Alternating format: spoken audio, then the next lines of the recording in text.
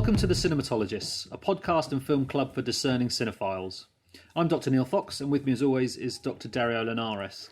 We are in Jam Records in Falmouth, a place we are increasingly prone to come into, to record our kind of discussion around this week's film, which Dario will talk a little bit about in a moment. Firstly, though, I just wanted to sort of say a big thank you on behalf of myself and Dario to everyone who's responded to the podcast. We've had 3 episodes so far, and the response has been amazing. We were hoping it would be a fun and irreverent and kind of, but also in-depth discussion around film that would kind of, sort of cover academic, critical, and kind of, fandom kind of areas. And it seems to have had that kind of response across the board. Yeah, I think it's opened up new possibilities as well in terms of where we go going forward. So we're looking at other kinds of episodes that may not be structured necessarily around a screening, but bonus material, this kind of thing. So we're always looking to kind of develop how the podcast is going to look in the future or sound in the future. So watch this space, I suppose. Yeah, and keep sort of sending us tweets about what you like and anything that you would like to see. We are very flexible and open to, as Dario said, moving in some interesting and sort of new directions. And so, Dario, what are we talking about today? So today we are basically focused around the films of Akira Kurosawa, as we screened Yojimbo a couple of Mondays ago, it was now. And I think this is Kurosawa means very much to both of us, I think, coming up through film education.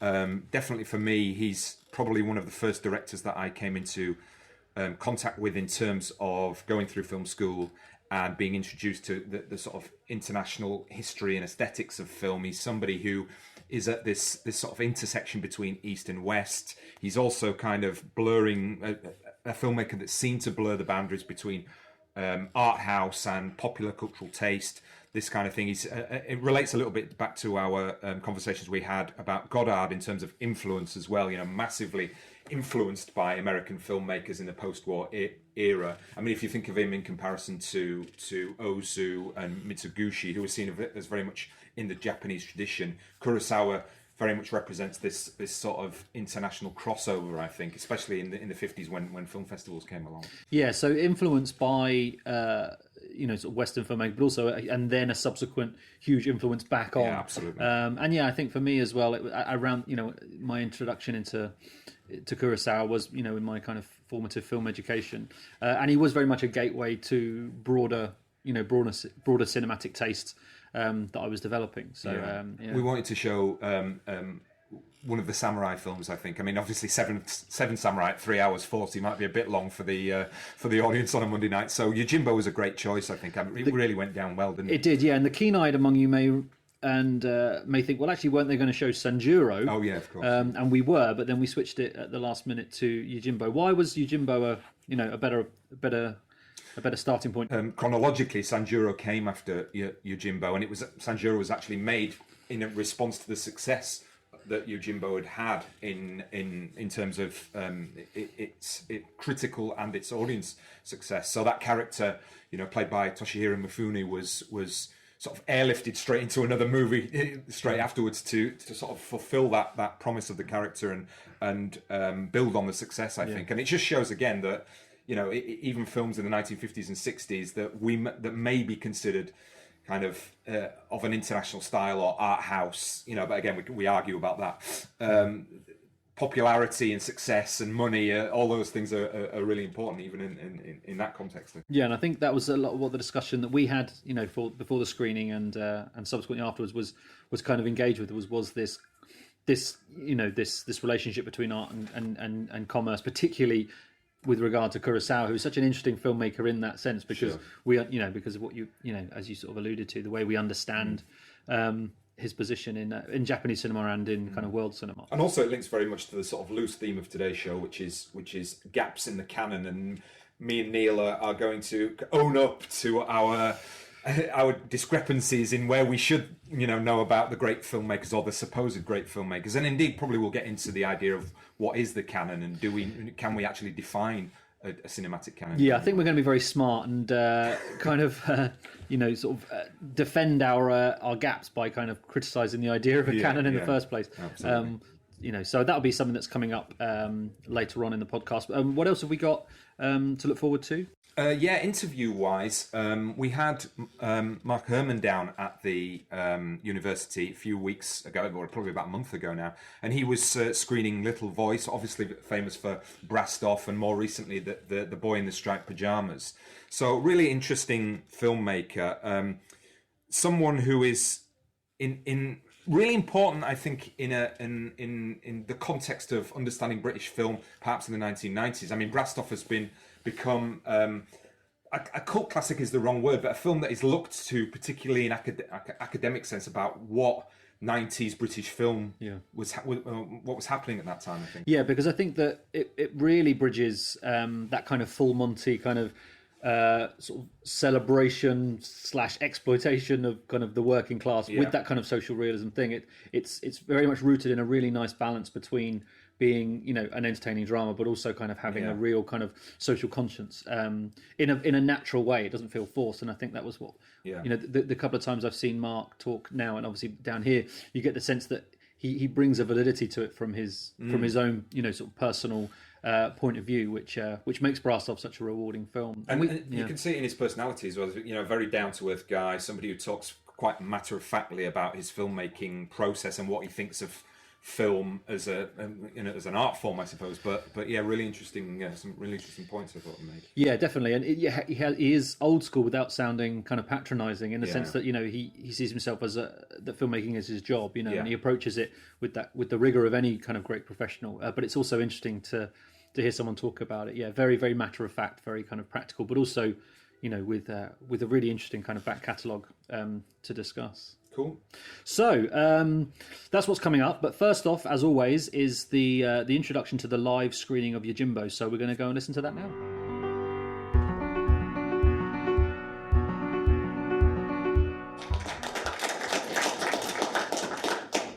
Thank you very much, everyone. Small but perfectly formed audience tonight, I think. Good evening. Welcome to the Cinematologists. Thanks to those of you who've come back.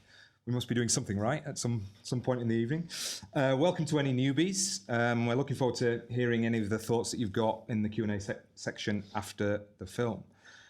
So this week, as me and Neil have been discussing, we had a last-minute change to the screening advertised. So we're showing Yojimbo rather than Sanjuro. And I think that we were talking a little bit about getting them in the right order. You know, Yojimbo is the first in a series of two with this character. Yeah. Yep. So that's why we're screening that. But we wanted to stick with a Kurosawa film because this fits with this week's kind of loose theme about canonical filmmakers and what a film canon might actually be encompassed by, what filmmakers might we sort of look up to and say these are the gatekeepers of great filmmaking that we should always go back and revere.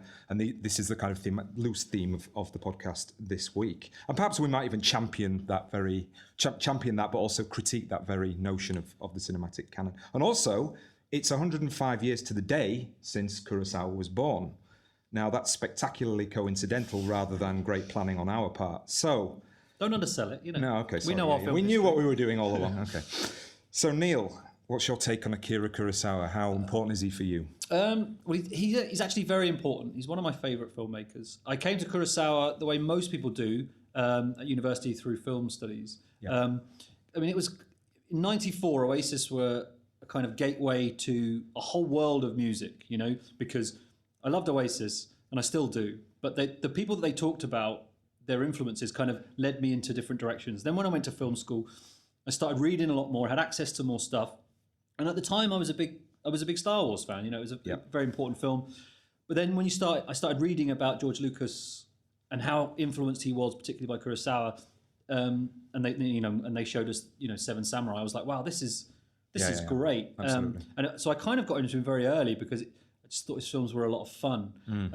And then it was amazing to see the sheer range of his work. You know, the genres that he was interested in, that he went in and out of, and just that career. Yeah. And it's, you know, I love it. I love the early stuff, but I mean, my favorite film of his is probably Ran, which is like one of the very, very last, which I absolutely adore. So he's right up there, and I mean, I don't like George Lucas anymore. Right, okay. But you stick with Kurosawa. I stick with Kurosawa, fine. Yeah. Well, I had a similar experience to you at film school. There was a kind of holy trinity that we got tour, along with Kenji Mitsuguchi and Yasuhiro Ozu. So these are kind of, when you're at film school, you tend to sort of get introduced to these three directors, I think. But it's really interesting that those two directors are perhaps more self-consciously art house directors, and maybe even more firmly implanted in the Japanese tradition than Kurosawa is. Kurosawa has become known because of his crossing over into the West through the film festivals that came along in the 1950s, and this sort of development of an international style. So Rashomon won the Grand Prix at Cannes in 1951. Then suddenly that opened up the whole idea of Japanese cinema as something that Western filmmakers would be interested in and influenced by.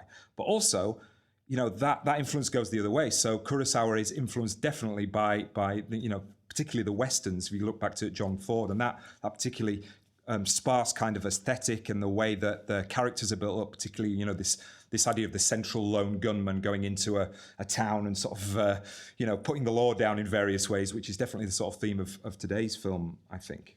Yeah, but I think what's interesting is that, it's been written about a lot that Yojimbo is that film where Kurosawa's almost directly kind of saying, your idea of the kind of filmmaker that I am and what you think Japanese cinema is just your projection. Sure. Really, I'm a filmmaker and these are things I'm interested in.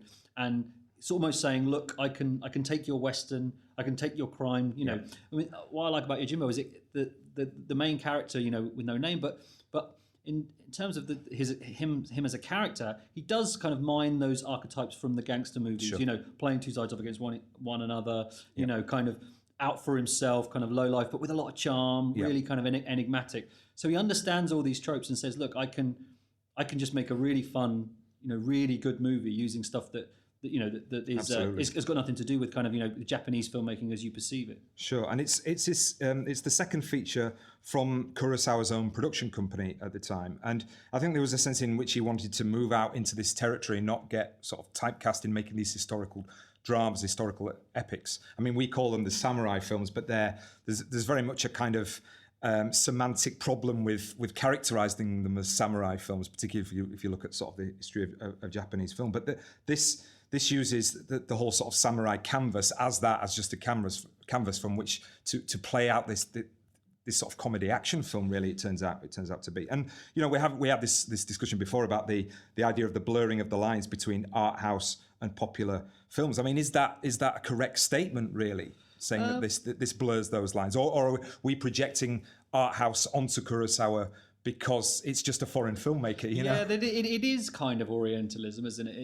It's we only we know Kurosawa through Cannes, which is in itself is a kind of is a gatekeeping institution. Sure. It's a way of validating certain work. So there's already that kind of that's already there with Kurosawa, but.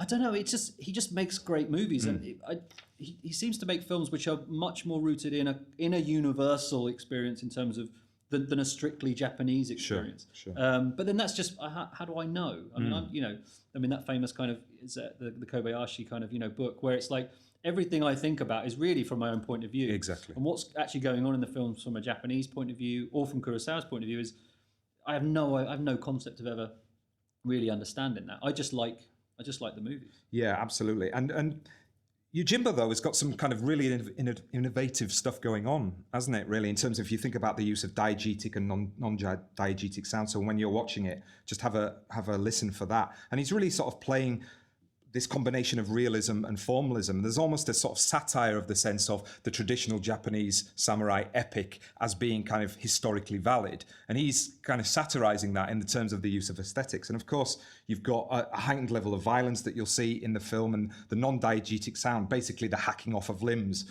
which you'll see in the film, is really kind of an innovative step when it comes to samurai films and Kurosawa generally. And you have a look at some of the characters that are around the central figure. They're very gratuitous. They're very over the top. So he's playing with these ideas of character and of this narrative of feudalism that you get in these historical epics. I think it's a really, really interesting kind of aesthetic. He's playful and he's mischievous and he is innovative. And I think he's a filmmaker kind of like we were talking about in terms of like Hitchcock, where he's clearly been influential. I mean, someone like Ozu or Mitsuguchi.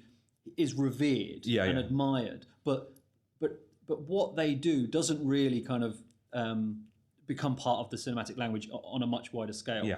Whereas what Kurosawa did repeatedly became ways of kind of doing things Sure. in a much broader sense. So the influence kind of drips down on a much wider sphere. So he is loved, Absolutely. rather than just kind of admired. I mean, and there's clear, plagiarism going on from somebody like George Lucas, for example, with the wipe and with the hacking off of the arm and all of this kind of stuff, which you see in Star Wars.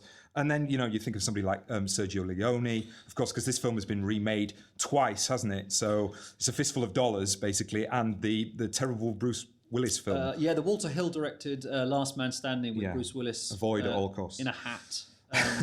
Seem to remember he had a hat. Nice hat. Yeah. Is what I remember about that. And I think Steve Buscemi and Christopher Walken are in it as well. Yeah. But it doesn't really work. It doesn't really work. No. It's latter day Walter Hill. But then if you even think about somebody like Refn and Drive or Only God Forgives, it's the same kind of aesthetic of the lone gunslinger or driver, wandering into town. And of course, the central character, the central actor, is the famous Toshihiro Mifune, who's wonderful, absolutely fantastic. A sort of singular charisma and presence in terms of a screen icon, I think. I mean, he's made an awful lot of films with Kurosawa. I mean, where would you place him in terms of how he's understood as a screen icon? I think he has to be up there. I think that it's interesting because, when those lists of great actors and director partnerships, you almost have to kind of remind people, actually, well, Mifune and Kurosawa, and people go, oh, yeah. Because it's always about De Niro and Scorsese. Absolutely. But, you cannot imagine these films without him in. He is an extraordinary, unique performer. And he's been in some Western films as well. I mean, he's Hell in the Pacific with Lee Marvin, which is a really interesting film. Yeah, and I'm really, that's two of the best kind of masculine screen icons. Yeah, that's right. And just going literally head to head. Absolutely, it's almost like a Herzog film in a sense, with that sense of survival and all this. Yeah, kind of and thing particularly when it's made and this kind of this kind of America versus Japan, kind of literally kind of stripping down that kind of that international tension to two men. Yeah, sort of duking it out. And in this film, he sort of wanders into the town, doesn't he, and realizes that none of the people in the town are worth saving. There's no morality about him, so he thinks, well, I might as well make some money off this entire town who are all awful and nobody has any morals. So he's kind of like this self-consciously mythologizing figure where he's kind of a law unto himself and outside of any kind of moral context that an audience might put onto him. So therefore, you've got the latitude to be able to be playful and make jokes and then be hacking somebody's head off in the next scene. So really great and it's fun. something that Eastwood does very well in the kind of the Leone kind of versions of the same story. Absolutely. There is that kind of blank canvas, but there's enough mischief and enough kind of just really kind of cool, in the kind of detached cool sense that you're just interested in what is he going to do next. Sure.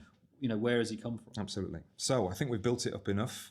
Yeah. So if you're out there in cyberspace, it's time to cue it up, and we give you Akira Kurosawa, Toshihiro Mifune, and the sensational Yojimbo.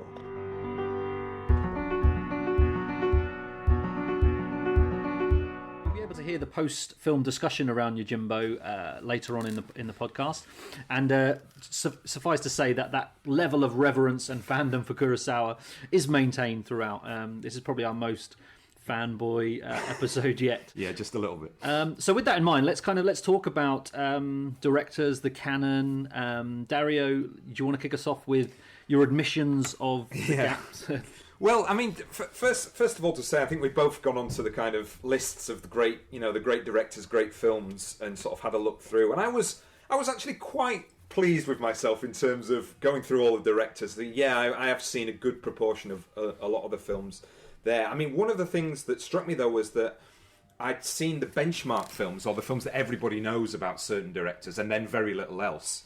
Is that before we go on? Because is that because of the canon? Because the same films appear from these directors over and over again. So you feel like you have to have seen Seven Samurai, you have to have seen The Seventh Seal, you have to have seen 8.5. But beyond that, do you really need to see anything else? Well, I think it's an aspect of going through a film education at university. I think that that we're all confined or constrained by time and how many films do you see, and then you will do individual modules where it might, you might be doing genre or you might be doing film history, and you'll get an example, and it's usually the big example that you will look at. I mean, if you're doing French New Wave, it would usually be a Bout de Souffle. If it's Italian neorealism, it would usually be Bicycle Thieves or something like that. But yeah, so I think that there is that, and then you will pick out particular directors that you will love. Like for me, it's Godard, and I've seen pretty much the first in the first half of his career anyway. I've seen nearly more or less everything. But yeah, so I think sorry. Because I think it's interesting. When you did you find, because I found this when I kind of went through the canonical list, I then fell in love with the director through a certain film, but then came out thinking, actually, I don't think this is his best film or most representative. Did you find that? Yeah. Particularly with like Kurosawa and Hitchcock as well. Like, Vertigo is always up there, but it's not my favourite Hitchcock, and I don't know if it's. Mine. I think it's his best work. So it's always interesting. I think the deeper you go into a director's sort of body of work, that's right, the more nuance you find it. But then also, like you say, you haven't got the time to do that for everyone. Sure. So you can kind of say, well, I don't, I don't think that Vertigo is Hitchcock's best film, which is probably going to, infuriate a lot of people. But it's funny, isn't it? Because it's like, whether it's his best film or not, it's not the one that I kind of respond to the most. I mean, the first one I really got into was The Birds. I really got into that, and then Psycho is just awesome. I think Psycho's awesome. Yeah. And I love North by Northwest. Which is great. And this is all the same period. Then there's obviously this... and even Marnie is kind of, which is flawed, but it's really interesting, I think, as well. But we're not even talking about the 40s Hitchcock or that's right. or British. Go back. God, it escapes me now. The Lady Vanishes. Yeah, it's just great fun as well. I watched that recently again. It's still wonderful. Well, we should go on further about Hitchcock anyway. Yeah. So the first one I came up with really was John Ford. Okay. So I've seen Stagecoach back at uni. I've seen The Searchers, and I've seen Magambo, I think. But I haven't seen an awful lot else. I haven't seen How Green Is My Valley. I haven't seen The Grapes of Wrath, and I was like, wow, that maybe I should be, should I be owning up to that? But that was a real one for me. The other thing was American Silent. I mean, it's funny with silent film because as film scholars and sort of champions of the notion of film as an aesthetic medium, you would all automatically sort of assume that you would go back and really sort of investigate the early period of cinema to understand how the mechanics and the processes of film aesthetics actually developed. And I'm much more au fait with the European silent directors like Dreyer or Fritz Lang or Murnau. I haven't seen a lot of Chaplin or Keaton, to be honest with you.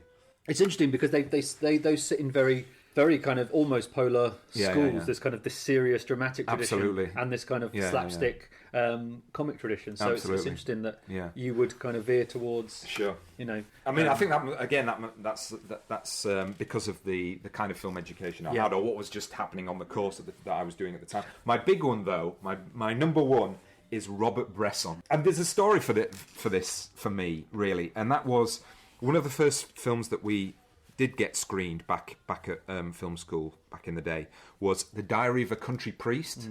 And I have to admit, I fell asleep in the first 10 minutes and never recovered. And since then, I've tried to watch that film maybe 3 or 4 times and I've never managed to get through it. And I'm just going to have to probably go into our cinema and screen it and sit there and just think, right, I've got to get through this movie. And checking out his... I mean, I think I'm right in saying he's only sort of directed 14 or 15 features. And I haven't seen any of them. Yeah. And here is somebody who I've looked on the list, and people have said this is one of the greatest filmmakers. Yeah, I mean, he's a filmmaker as well, isn't he? Exactly. I mean, that's what I'm saying. Yeah, so I'm kind of really owning up there. That's massive. Yeah. Okay, so I have a very similar story as well. When I was at uni, and we were doing melodrama, and went through the kind of the normal touchstones. So I did like Mildred, I think we did Mildred Pierce, and then went through Cirque, and then we got to Fassbinder, and they showed the Bitter Tears of Petra von Kant, and I hated it. I was just like, this is what is this? And I had that same experience. I was completely turned off. Right. And of course we had a lecturer who loved Fassbinder, was talking about his importance, and I've never he's an acquired taste. Yeah, and I've never gone back. I love the only film I've seen since it was World on a Wire, the sci-fi movie, which I love. But I have no interest in at the moment in kind of going back, because that formative experience of sitting there thinking, I just don't get it, I don't like it.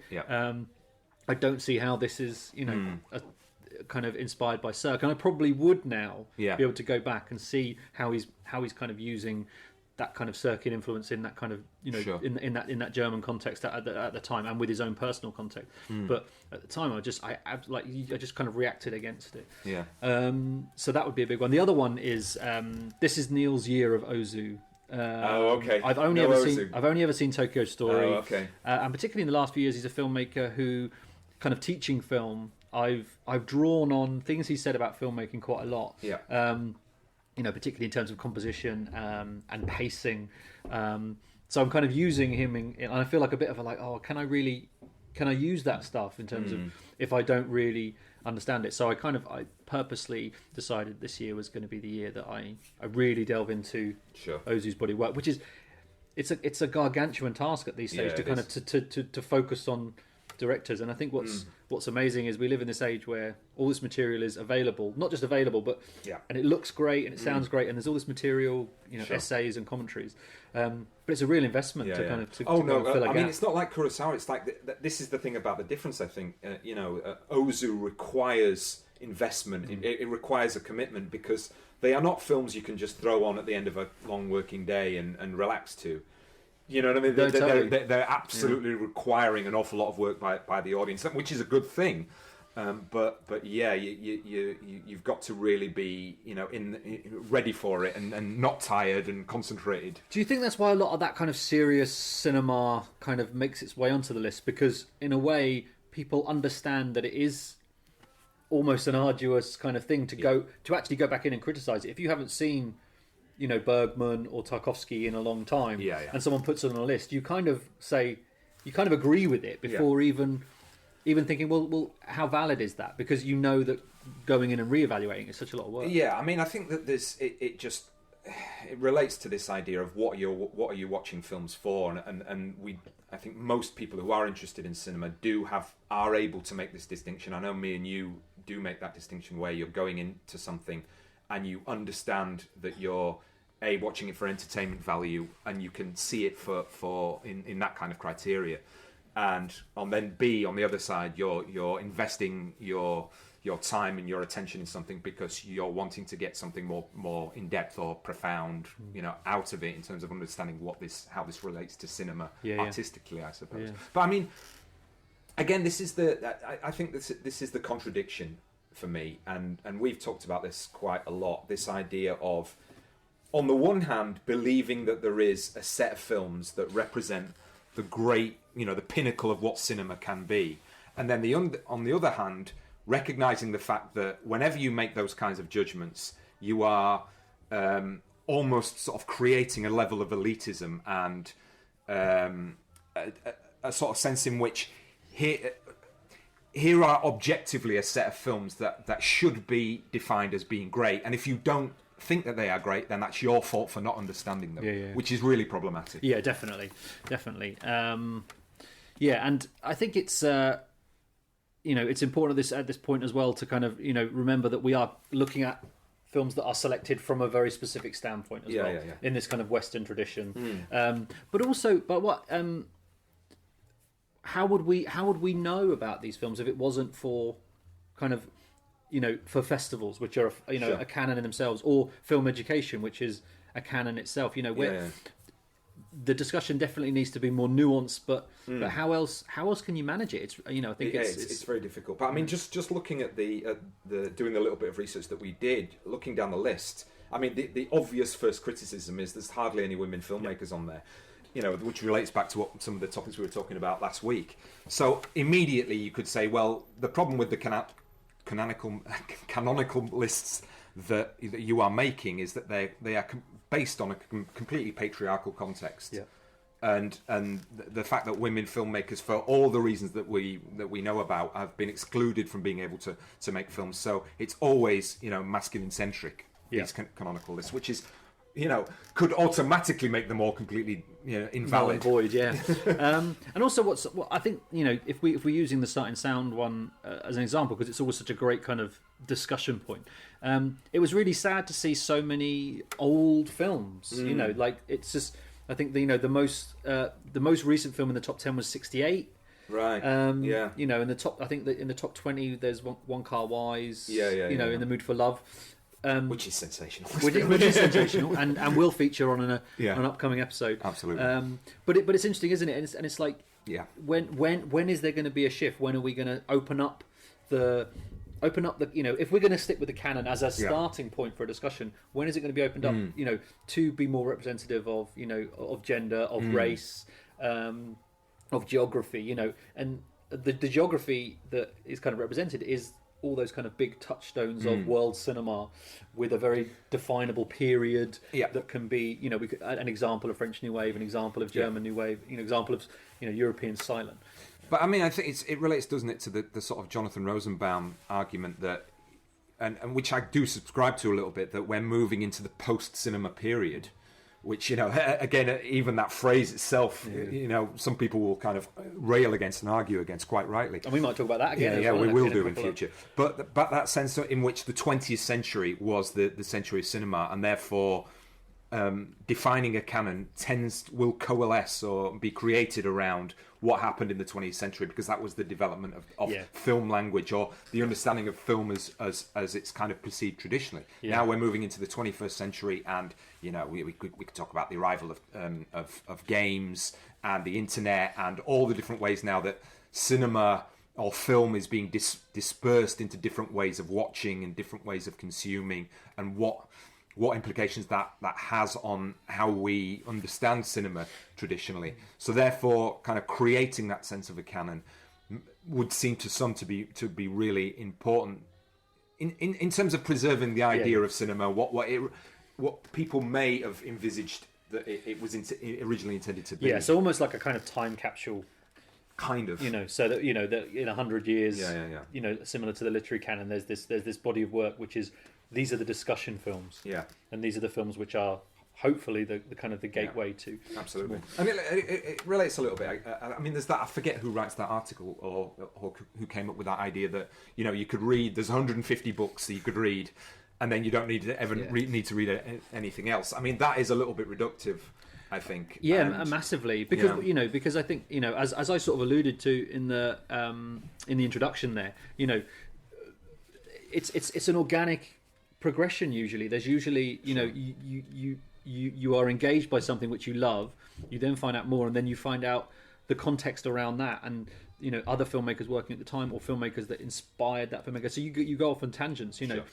And, you know, the idea of just following this list and just following, you know, it doesn't feel very exciting, you know, and certainly not for something like cinema, which is has such a kind of, you know, world of possibility still, as we've shown that there's huge important filmmakers that we haven't even you know, we haven't even kind of, you know. I mean, I just went back myself and watched Hiroshima Mon Amour because it was on Mubi the other. I haven't seen that for a year. God, that was absolutely brilliant. It was just, you know, I couldn't believe how good it was. You know, going back, and I had seen it back at film school, but that sort of revisiting and that really sort of put me in mind that there are classics to go back to that will stand the test of time, and we should be, I don't know if reverential is the right word, but we should acknowledge that you know, cinema was invented at this point and it's gone through this transition, you know, to where we are now, and recognise what the high watermarks in that, with at the same time as acknowledging it's always flawed to have a finite set of this is it, this is all you need. Cool. Well, that was enlightening for me particularly. So we're going to go now to, I guess, the interview with Mark and hear what he has to say about it. I mean, again, just to set it up, he came down and spoke at the university in front of the students, and I think they got a lot out of it, a lot of anecdotal stories that were great fun, but also a lot of interest in terms of his process of filmmaking. And obviously, you know, the Little Voice was the film that we screened, but as I said before, sort of brassed off the Boy with the Striped Pyjamas recently. So let's get into that interview now. Great stuff.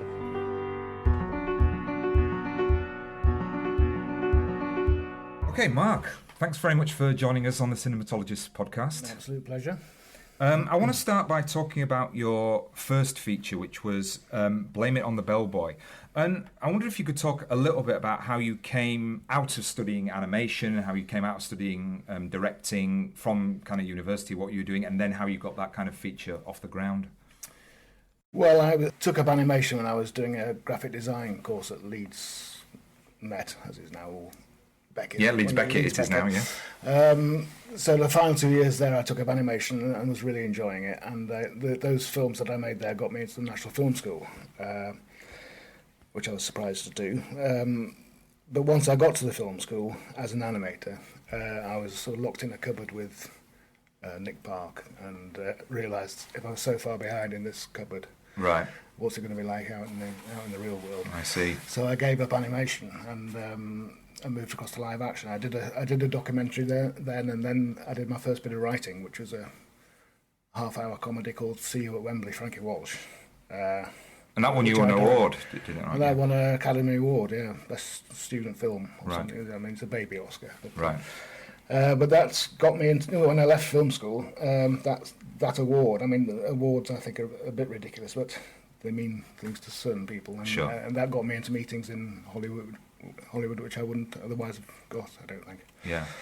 So that paired together with the producer of that film, Steve Abbott, who'd just done A Fish Called Wanda. And nobody in America wanted to pass on the next what they thought was the next Fish Called Wanda. Right, I see. Which they thought Blame It on the Bellboy might be, but they were wrong. But, Right, right. But that's how that film came about. And you were working with, I mean, that film had Dudley Moore and Brian Brown in it. So how did you find working with those guys as a sort of rookie director, as it were? I mean, it's really in at the deep end. I mean, I think it's still the biggest budget film I've shot. We're out in Venice with fairly big stars. Sure. But I think that's having been the writer as well. I think they gave me a bit more respect than they might otherwise have done. But they were fantastic to work with, and, and a big team of actors on that. Absolutely, absolutely. And I mean, I think it's fair to say, you've just said yourself, that it wasn't kind of like a critical success, but then your next film, Brassed Off, was very, very successful, and it's almost come to be a kind of recognised as a key text in British cinema, I think, since it came out. And, it's a comedy with political themes about, aftermath of the miners' strike. So what drew you to that project? How did you get that off the ground? Well, it was a very tricky time. After Bellboy, I wrote maybe 2 or 3 screenplays which I thought was commercially possible. But because of Bellboy and the reaction to Bellboy, nobody would touch me with a barge pole. Right. And, I couldn't get arrested, really. And it was a couple of years I had more children than I had paychecks. And the advice to me was just, forget about trying to get bums on seats or trying to write things you think are commercial. Just write something you care about. Right. Which is quite difficult, actually, at that time when you're Sure. running into debt. And but then I drove through a place called Grimethorpe, which I used to know as a thriving mining town, and it was a war zone because of the closures, and I did care about that. Yeah. So that's how that happened. So it was sort of writing on spec to start with. Sure. I mean, would you say that's good advice for aspiring filmmakers, is to write what they know? Because you hear that about like novelists and this kind of thing. Well, I don't think it's about what you know; it's what you care about. Yeah. Yeah. And I look back on the films I've made, and the ones I care about most are definitely the best ones. Yeah, absolutely. And would you kind of see it in this sort of mode, Brassed Off I'm talking about, as sitting in with a kind of history of British cinema that is, we talked a little bit before about the sort of northern grit and this kind of thing. Was that an aesthetic that was in your mind, or were you coming to the project as a story? The challenge on Brassed Off was to write that. I mean, the first treatment of that was very different. I looked at it the other day when I was clearing out my computer. The original treatment was actually a pretty depressing thing. It's only when you dress in the brass band aspect and then the humour. Yeah. It became a sort of sellable pitch in a way. Right. It had to have that. They wouldn't have just financed a political rant. Yeah. So we dressed it up as a comedy, and then it was marketed, actually, I think, too much as a comedy. But I think the reason it worked is that it was fairly low expectations. Sure. It's brass band music, which everybody hates. Right. Miners, who cares about them? But the people who went expecting a political film got the comedy. Right. Some people who went to see a comedy got the got the rug pulled from under their feet a little bit with the Right. politics. So it's I kind of think it's a bonus. unexpected in a sense. Yeah. Excellent. And it's very, very noticeable because the release, did terribly on the first. They analyse all these figures, and but on the Friday, Saturday night, it was a disaster. Right. The first few days, but they decided to give it a week. Right. And after the experience of Bellboy, where they didn't give it more than 3 days, I think. Sure. And it grew, and so the Wednesday night was 3 times what it was on the previous weekend. So Sure. it was, you could see Word of mouth. Word of kind mouth, hadn't it? Yeah. So you then went on to make Little Voice, which again was very, very successful. I mean, did you have a sort of sense of yourself as a filmmaker, say maybe in relationship to people like Ken Loach and Mike Leigh and that kind of thing? A lot of people ask me that. I think because I'm a writer as well, Sure. I don't really put myself in that bracket.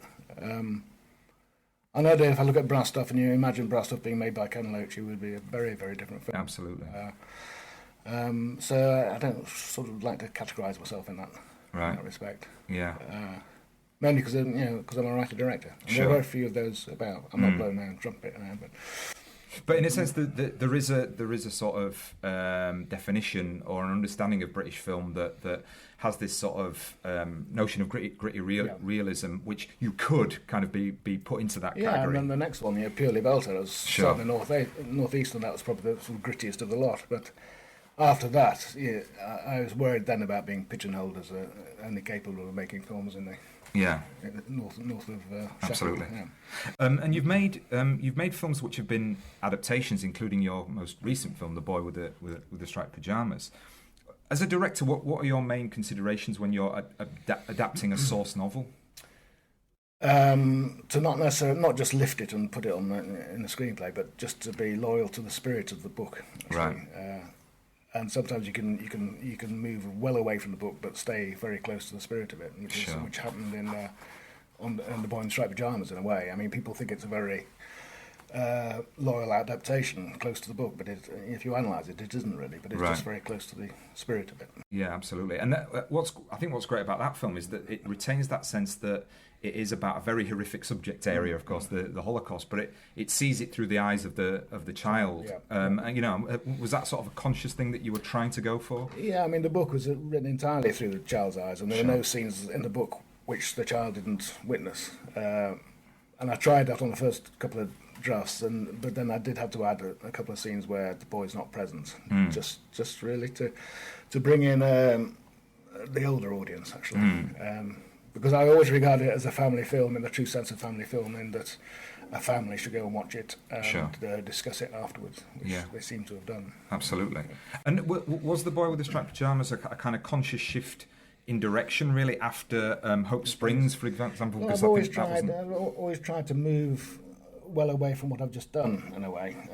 Like Bellboy was a farce, and then Brass Stuff couldn't be more removed from that. Yeah. Little Voice was a fairy tale, really, in comparison to Brass Stuff.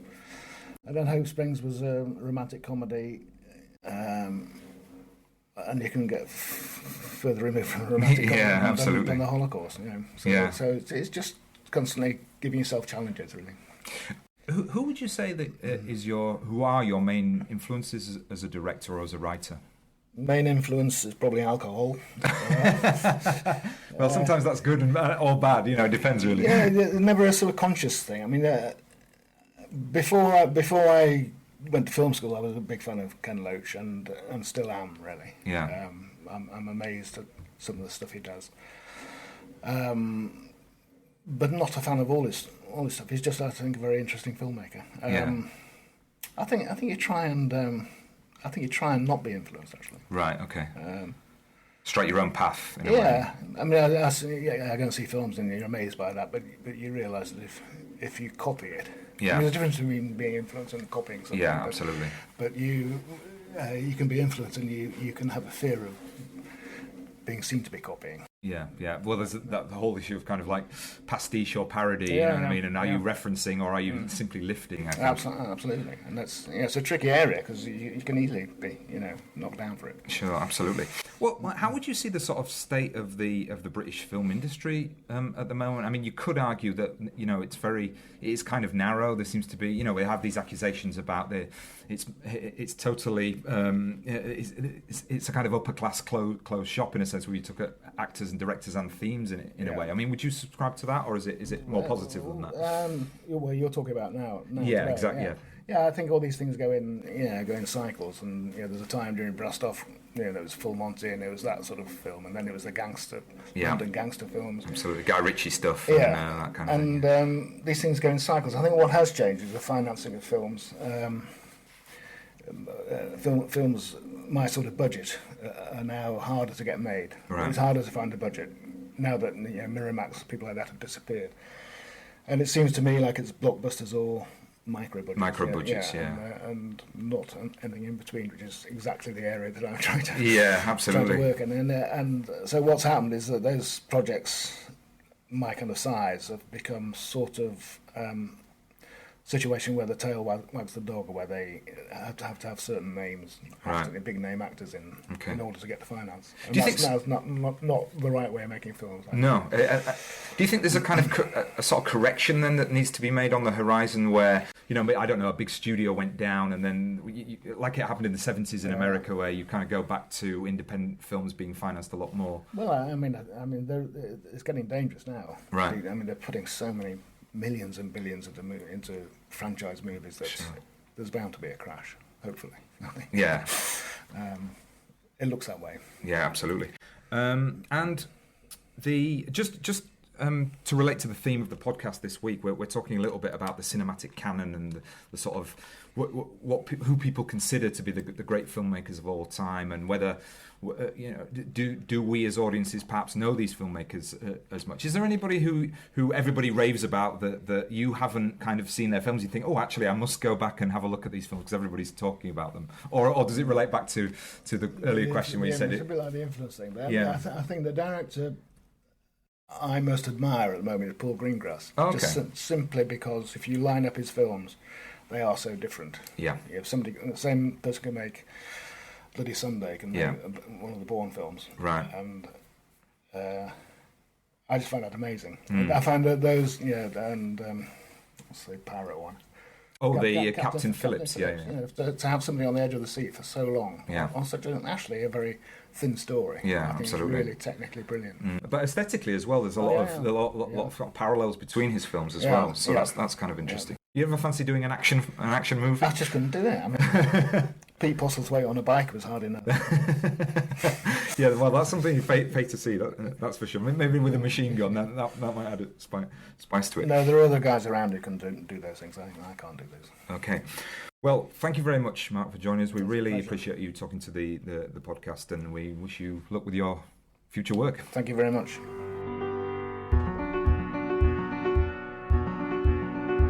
I think that was really interesting in the context of what we are talking about today, because we're coming at it from an academic kind of critical sort of starting position, and he's talking about filmmaking in such a kind of like matter-of-fact way.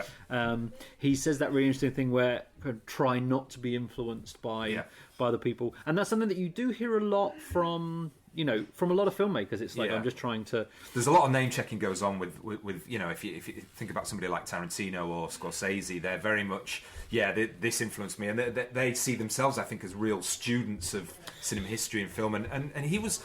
Reticent's not the word, but he talked about Ken Loach influencing him, but he was very much, well, no, I'm going out and ploughing my own furrow, if that's the right metaphor. Yeah, so you kind of start to see particular filmmakers as kind of almost mouthpieces for that validate this whole discussion of the canon. And it's interesting, I mean, in order to be fair to Mark Herman, Paul Thomas Anderson is one of my favourite filmmakers, and when he's sort of approached with questions, this is like Altman, or he's very kind of he's almost reticent to kind of say, well, actually, it may be, but I am more interested in kind of doing something very specific. So, and his influences, are kind of less obvious. He talks about Jonathan Demme a lot, which is harder to place within his work. Absolutely. So the range of kind of discussions from a filmmaking point of view seem to be much more broader and nuanced than the kind of this idea that we need to be able to map out. Yeah, and he's very anti-auteurist, I think, in terms of his understanding of how he sees a director's role. And talking to him on the interview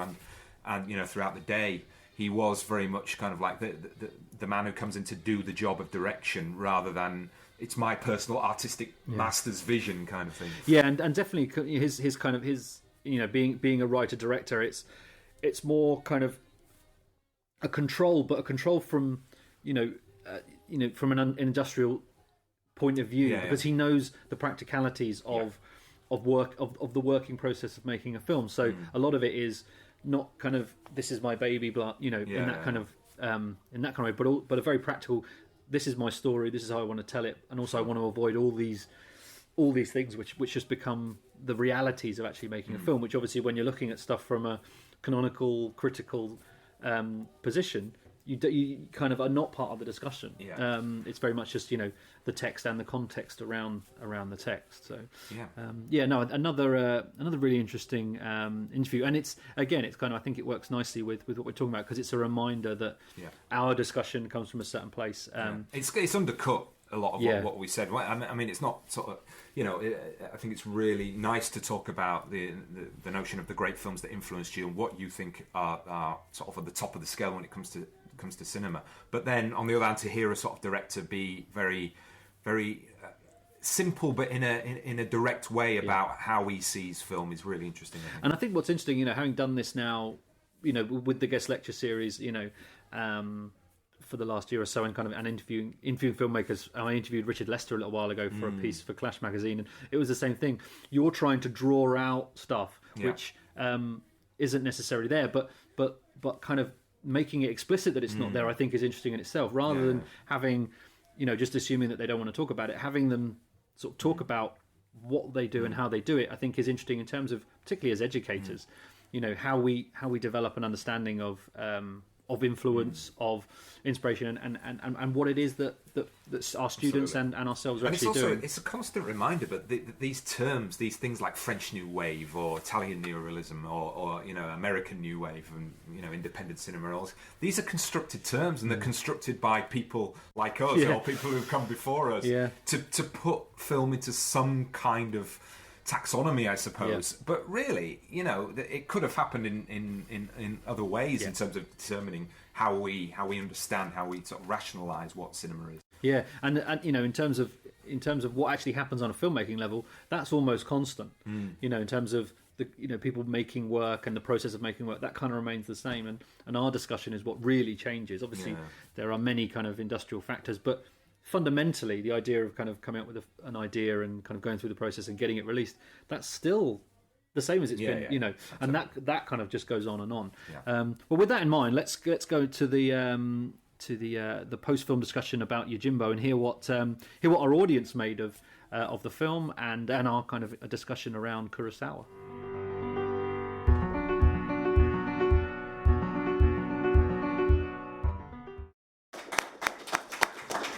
Wow, fantastic! I really enjoyed that. Just struck me at towards the end there. There's that moment where he basically disposes of the rest of the gang, and then there's the weakest and the littlest one at the end, and then sends him off to his mother. It's exactly the same as the end of Kill Bill. Or one of the sequences where she takes out everyone and then there's one left. And you could see these sort of influences all over the place. Really, I mean, there's that sense of he really is somebody who is taken and revered, and the aesthetics and the themes are recycled time and time again. Yeah, it's someone that every time I watch it, particularly on the big screen, and it feels so cinematic, and he does feel like one of the masters. And just everybody's drawing from him. I mean, just the opening shot, walking. I mean, that is the shot that everyone uses now. Kind of just behind the head, following in the unknown. And then for the later reveal, it's just every little bit has been appropriated over the years. Yeah, absolutely. I mean, and the first scene where he goes into the town and he's gone and seen one of the gangs, and then sort of walks off down. That is literally sort of taken shot for shot, isn't it? In Fistful of Dollars. And, well, yeah, I mean, there's the famous story which we've got here. Obviously, A Fistful of Dollars is, a very straight remake. And I don't know if people know, but Kurosawa saw the film and liked the film and sent Leone a letter. And it's a brilliant letter he sent after he saw the film, and it says, Leone was very pleased to get it, because Kurosawa said, I've seen your movie. It's a very good movie. Unfortunately, it's my movie. And it is. I mean, it's so... But Leone's obviously clearly just in love with it. And I think that's the thing, is it's what we were talking about earlier. It's so many of the people who take from Kurosawa do it with such a reverence and such a love, because it's such a... And it's the music as well. It's, I mean, that telling the story of character through the sound is just so obvious. Every little quirk. So you've got the little, the coffin maker and whatever instrument that is, and then the sound when something's going to happen, and then follows him when he's disposed of a few people. Yeah, I mean, the score and the sound design are just insane on that. What's interesting about it is Mifune. It seems like he's in a different movie. Do you know what I mean? It seems like he's wandered in from another film, because his performance is so different to everything else going around him. And he almost seems like, this is such a chore to be here in the middle of this, and everyone's so operatic and crazy, and he's such this kind of absolutely stoic in the middle of it all. Yeah, it's true. So, would anybody else like to come in and make a comment or tell us what they thought? Michael, go ahead. Yeah, I thought it was brilliant. First of all, it was really, really good. But also, one thing that really struck me about it was how influenced it seemed to be by kind of noir movies, to like The Big Sleep and stuff like that. Particularly, you mentioned the main actor's performance that felt very Humphrey Bogart-esque at times. And I was wondering, do you think, is that a very conscious influence for Kurosawa? I think. I mean, I don't know. I mean, I think so. I mean, I think it's so rooted in so many Western tropes and kind of styles. I mean, and the noir thing is interesting. So many of those shots feel very noir, like the compositions, the use of lighting, the use of shadow. It's very dark, isn't it? I mean, you just never get away with that these days. And then you've got, obviously, there's a sort of use of widescreen, which goes more towards the West. I mean, he's got that great shot where he's kind of perched up on the tower like that, as obviously umpiring a tennis match or something, and they're coming in at each side. So it's just, and then there's the scene towards the end where he's dangling down, the guy who's tied up is sort of dangling down in the foreground, and everything is sort of going on behind, which is like an amazing sort of composition. Well, that's almost like a kind of like a Greg Toland kind of deep focus effect. I mean, just to answer your question, I don't know whether there was a specific sort of link to Bogart. I mean, definitely the sort of the John Ford and the sort of High Noonish type film is the big reference, I think, that Kurosawa is sort of drawing on himself. But the characters, he is rooted. That character is rooted in that kind of post-war existential loner character, isn't he? He's really, really dark, really like stoic, really, But then there's that kind of glimmer. He feels like the world is a useless, desolate place, but then there's glimmers of morality when he saves the family and sends them off. So that there is that kind of glimmer of redemption, but mostly it's a very dark but funny film, I think. Go ahead. Just wait for the mic to get over there. Hi. Yeah, just in relation to what the gentleman in the front said, one thing that I was struck. I have seen this film a long time ago, but watching it this time, it just reminded me, there's a film from the early 40s called The Glass Key, and the story in some ways is very similar. It's not someone coming into an existing situation, it's someone who's part of the situation, played by Alan Ladd, but his boss is attacked by another boss who he's annoyed, and the two sides, everyone gets ready for a gang war. And in order to try and sort the problem out, Alan Ladd, who's he's his boss's lieutenant, he pretends to defect to the other side and plays them off very much like that, plays them off sort of against one another. So again, I don't know if that's a film Kurosawa had seen, but it sounds possible. I think what you were saying about maybe in this sort of post-war climate, as we don't really know where the sides are here, and somebody's coming in almost with this sort of amoral position and working the two off against each other. But like you said, there were sort of these glimmers there. So maybe there is this sort of sense of noirish where there's no trust, nobody can be believed, which is obviously a sort of fundamental theme of film noir, I suppose. And also, I think it feels like a film after a run of films which are, you know, much more supposedly kind of, you know, rooted in Eastern sort of, you know, context. It's like he's kind of selling Hollywood back to itself in a Japanese way, you know, because there are so many things from westerns, from crime movies. So probably, you know, he's probably taken a lot of those things and sort of said, look, they're universal almost, you know. And so yeah, I mean that sounds like an interesting film though. They get everybody get the common Star Wars moment in there with the hacking off of the arm right in the middle. It's just so blatant, isn't it? That, and then wipes every sort of 5 minutes, I think. Anybody else want to say something? Well, it's almost difficult because everyone said something about. Almost everyone has talked about Kurosawa so much that it's almost like you can have nothing else to say. But there was another thing I noticed.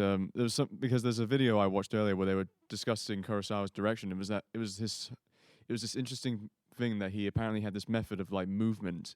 So there's always like ways that he actually managed to really tell stories with not just the characters, but sometimes with the backgrounds and all the environments and such. So in this case, it was the wind and the fire. Other films, it was like Ran or Scandal. It was like crowds and also fire and just stuff. So I guess I haven't really got much of a question. It's just more of a statement and such. Just like that's fine. Yeah, I guess I really don't know what else to say because, like I said, it's like everyone's talked about Kurosawa. But there's some great sort of moments where, you know, he's standing there and you've got the widescreen and the wind is rushing in. And it's interesting because you do have sort of open space and it's cinematic, but a lot of it takes place in very enclosed spaces with no windows. So you've got the you know, the sort of Japanese architecture, which I assume is kind of like, you know, very, very sort of traditional. And they're looking through and peering through, and then you can move up the shutters and down, which creates a sort of strange environment, doesn't it? Yeah, but it's also a beautiful way of dealing with exposition. Yeah. You know, when you find out where all the sides are and the geography of the town. Yeah. It does it in such a great way where you kind of things are literally being revealed to you. Yeah. So he's doing kind of standard narrative stuff. Sure. In really interesting ways. I think the thing about it is there is that sort of danger that you get kind of blasé. And you're like, oh, you know, you know, and I'm the same. Every time I watch like Hitchcock, I watched some Hitchcock films recently, and it's like, oh, you know, it's Hitchcock, isn't it? You know, Yeah, then you yeah, watch it, and you're like, no, there's a reason. There's Why a it's so reason good. that people love this stuff, and Yeah. that it's important because it's so good, and particularly seeing it on the big screen, you're reminded, like, yeah, there might not be much more to say, like, but there's always more to see, and there's always more context, and there's always just the pleasure of going back in and watching it with a crowd and just being reminded of just how good he was as a storyteller with, you know, with movement, with his theme. It's everything. And you've got to pay attention as well, haven't you? There's a lot that needs to be explained to make sure you know where you are in terms of narrative and all that. Yeah, because he moves the narrative along, and then you have to catch up, and you're like, who are these people? And he kind of reveals it a lot through action, and then kind of little moments of you know, it's lovely little, you know, dialogue moments where you know the guy sort of says, when they catch me, they'll kill me, and he says, kill me if you can, and he just, well, it'll hurt. Just little moments like that, you know. It's just, I mean, it's really so funny. good. Lots of quips. Lots of good absolutely.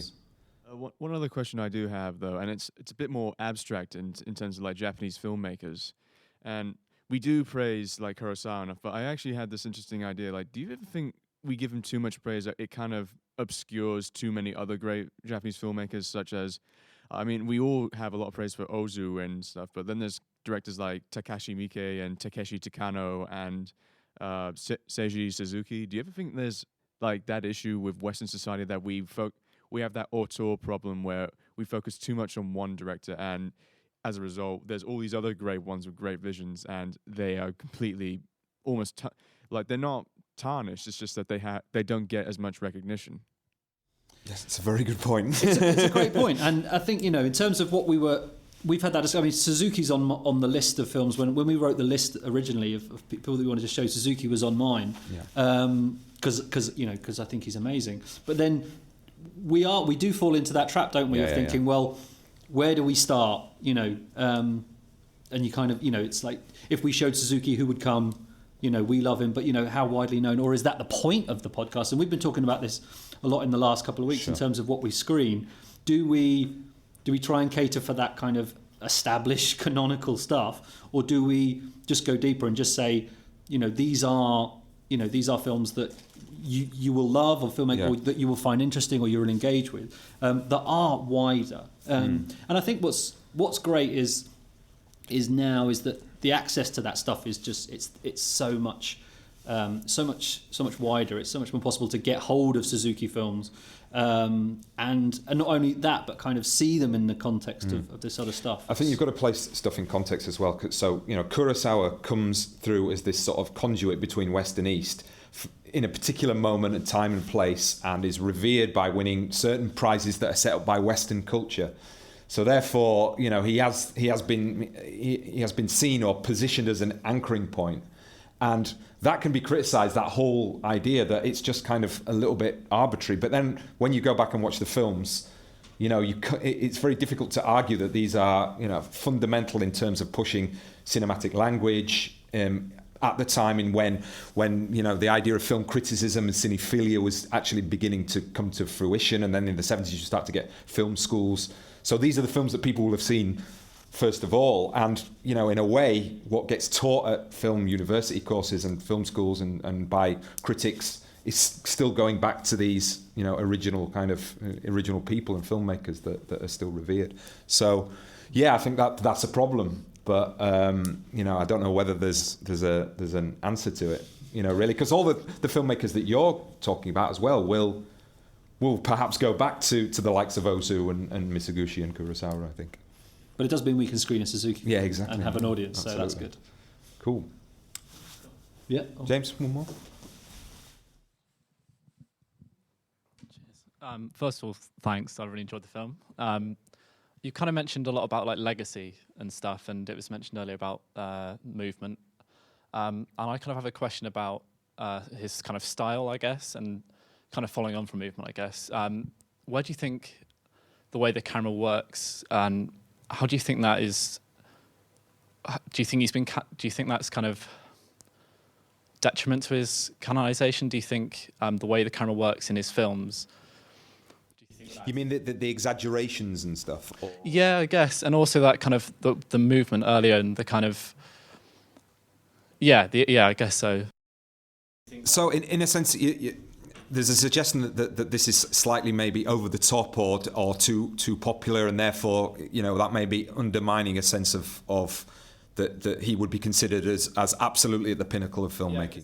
Well, what I feel is you guys have talked a lot about like his legacy, whereas where do you feel the camera works in his films? Do you feel like that is why he's got this legacy? Do you think it's because of the camera, or do you think it's more performative? Yeah, I mean, I think a lot of it is aesthetic. I mean, with a film like this, I mean, he's taken widescreen almost for the first time, I think, in this movie, and is actively kind of experimenting with it. I mean, if you look at something like Rashomon, for example, you've got the 3-point narrative where it's telling the story from three different positions. Then you've also got lots with his social realist films. They're making kind of contextual points about the development of Japanese culture and the influence of the West. So I think you could say that his canonical position is guaranteed by multiple layers, really, rather than just one thing. I mean, I don't know if Neil agrees with that. Yeah, right? No, totally, and I think that's definitely why he's there. He's not just a stylist, but I think his films are beautiful, and he has a real eye, I think, for composition and for camera movement. So I think, I think, to be fair to him, to be fair to him, he doesn't be fair to him. He's done all right. But it's part of the package. I think that he's, particularly with this kind of at this time in his career, he's making genre movies, but he's making them with a real care for the cinematic language. So it's not just, he could easily kind of not investigate the use of the camera as much, and he could just rely on the story and the action and the humor. But he's interested in telling the story with this kind of visual style, which is so bold and so interesting. I mean, and using those kind of Western compositions and playing around with them, and using kind of noirish stuff, lighting, shadow, kind of movement and the way the camera moves, but also the way actors move through camera. I think, and that's a big part of it for me is how those films look. I'm just sitting there going every 2 minutes, like, what a shot, what a shot. It's just amazing. And if you look at something like Kajimusha, it's almost getting into sort of surrealist abstract art. Or when you look at the way colours, and if you haven't seen that film again, it's a sort of it's one of his more contemporary films. I think it was in the 80s. I think that was made, but that was nominated for Oscar for best film. Right at the sort of back end of his career. So his longevity is one thing, but also I think really it is that sort of bridge between East and West. Exactly at the moment when Western filmmakers are able to see or are starting to revere, these international filmmakers. You put Bergman and Sajid Ray and these kinds of people in the same sort of bracket as crossing over into the West again, with the problem that we're judging everything from that Western position. I think, well, just sort of thinking about it, because I think it's a good question.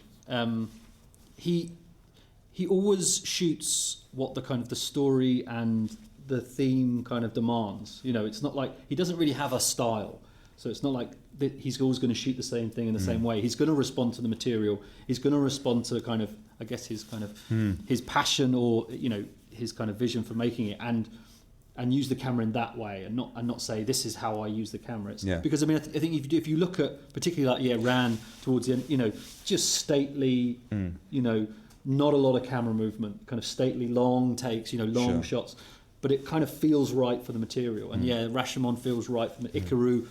Everything feels like this is the way this story should be told. And if you look at somebody like Ozu, shoots in a very similar way from film to film because he's concerned with the similar themes as his films progress. So he would be much more considered from an art film perspective an auteur in that sense. So this is where, if you look in the sort of film books and stuff like that they tend to put Ozu above Kurosawa, in terms of the canonization again, if we're talking about that. Any last question, or have we... One more to go, and then we'll move into the night, as it were. Stroll out like Toshiro Mifune. Goodbye. Well, I think if this is going to be the last one, I think we might as well ask some obvious questions. What do you think are like the Kurosawa films that you would rank as like his best? I know I had to save the best for last. I mean, Ran is probably my personal favourite, but then Throne of Blood, I love. I love Throne of Blood because Mifune is the complete opposite. He shows in Throne of Blood that he can do the kind of crazy operatic, demented performance. But then here he's, his range is astounding. Those would be. I like Stray Dog. Well, it's kind of obvious. I like Seven Samurai, but it's like 3.5 hours long, so it's like when you've got a cold and you don't want to move anywhere, just sit there and watch it. Ikaru's great as well, wonderful, which is really sort of downbeat about this bureaucrat who gets cancer of all things, and then starts to reevaluate his life, and really sort of really melancholic and lyrical, I think. Yeah, I wrote about that a couple of years ago, and watching it again was just really. I mean, it's a beautiful film. Really melancholy. You can't really go wrong, to be honest with you. You never really hear many people talk about that one film he did with the Russians, Dersu Uzala. Oh right, no, I've not seen that, so I don't know. It might be one for debate another time. Yeah, we'll put that on. We'll put that on the list for sure. Brilliant. Well, thanks again for coming. We're not sure what is going to come next. That's Neil's going to decide on that one, but it will be after Easter. Yep. So till then, we should have the podcast up on iTunes very soon. So thanks for coming, and enjoy the rest of your evening. Thank you.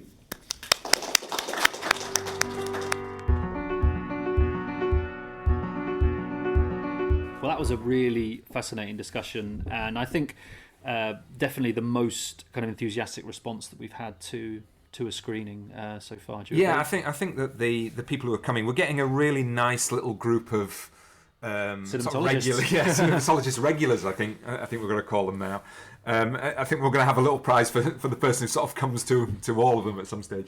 But yeah, some really, and I think what's happening is people are becoming sort of a little bit less reticent to speak on the microphone and that kind of thing, which obviously is going to take a little bit of time, but apart from that, I think everybody in the audience really loved the film. Yeah, no, the film went down really, really well, and I think that kind of comes across in the discussion afterwards. So really a really fun screening that was. I'm glad we changed it. From Sanjuro. Yeah, good decision, I think. So that's pretty much the end of it. We are back in a few weeks' time. The next screenings that we've got lined up are Nicholas Winding Refn's Bronson, which Dario's picked. Indeed, yeah, kind of shamelessly promoting a piece of work that I wrote on British prison film, so maybe Neil might quiz me on that if he gets a chance to read it. Indeed, make sure that it's rigorous and academic. Yeah.